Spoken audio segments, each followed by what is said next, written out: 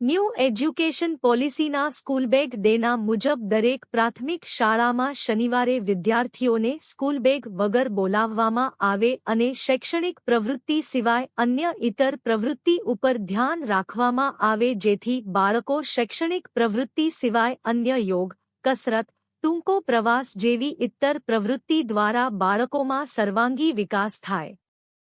જે અન્વયે લીમખેડા તાલુકાની રેલ ફળિયા પ્રતાપપુરા પ્રાથમિક શાળાના બાળકો અને શિક્ષકો દ્વારા નજીકમાં પસાર થઈ રહેલ ભારતમાલા અંતર્ગત દિલ્હી મુંબઈ એક્સપ્રેસ વેની મુલાકાત લેવામાં આવી હતી।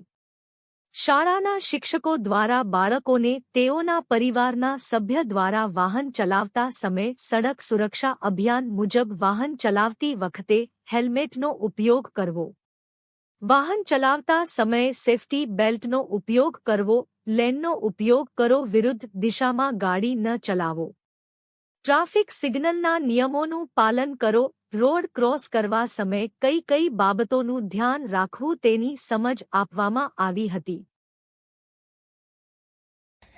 દિલ્હી મુંબઈ હાઈવે ચાલ આ લેન કેટલી છે ગણો જો। ગાડી બગડી જાય તો કઈ ઉભી રાખવાની? રોડની આ બાજુ જવાનું।